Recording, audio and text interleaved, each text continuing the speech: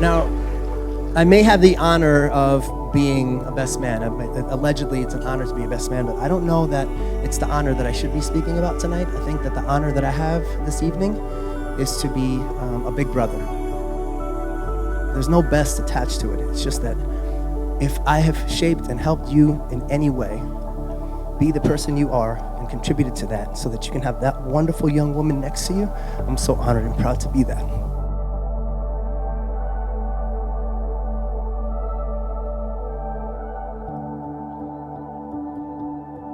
On November 27th, 1993.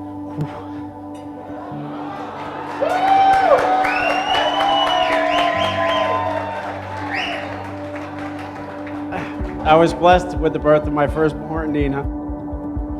And I held her in my arms for the very first time. I surely wasn't thinking of having to do this speech 25 years later.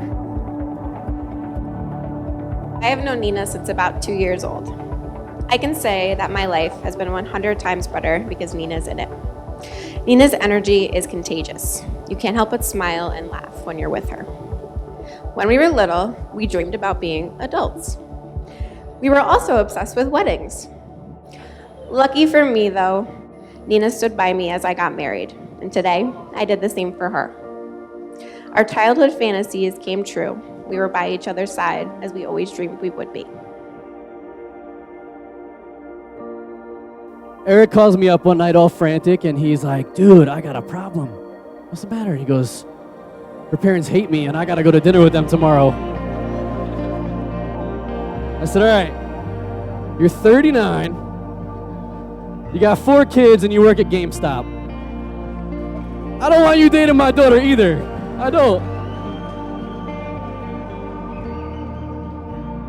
I said, that's just how you look on paper. So go to the dinner, be yourself. I guarantee you they're going to fall in love with you.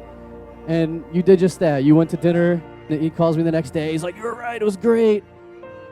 The moral of the story is no matter how bad you might look on paper, Eric, you're like one of the most compassionate, loving, loyal, empathetic people I've ever met in my life. And you are the kind of guy that any father would be proud to have their daughter marry.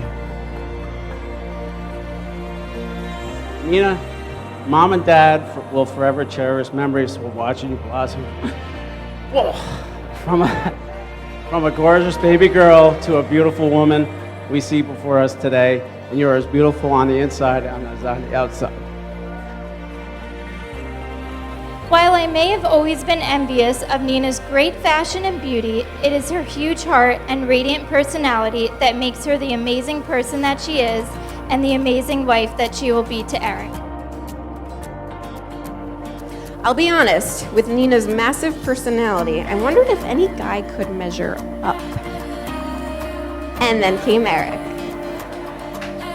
I've only had the pleasure of spending a small amount of time with him, but there's no doubt in my mind that he's perfect for her. He's one of the kindest, friendliest, funniest men I've ever met.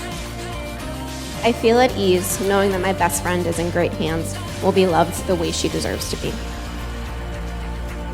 To the Johnson family, we're not perfect. My brother's not perfect, but he's a beautiful creature, and you're getting a prince. I'm just gonna ask you to do what we tried very hard to do in our family, in our lives. Support him at his weaknesses, meet him at his strengths, and raise him up when they're both feeling down. Because the same way you feel about Nina, we feel about Eric, and when we all together as a family, because we are a family now, when we all together honor that commitment, beautiful things happen. And I'm just gonna ask you please to remember that these two beautiful people deserve each other, they deserve love, and they deserve our support.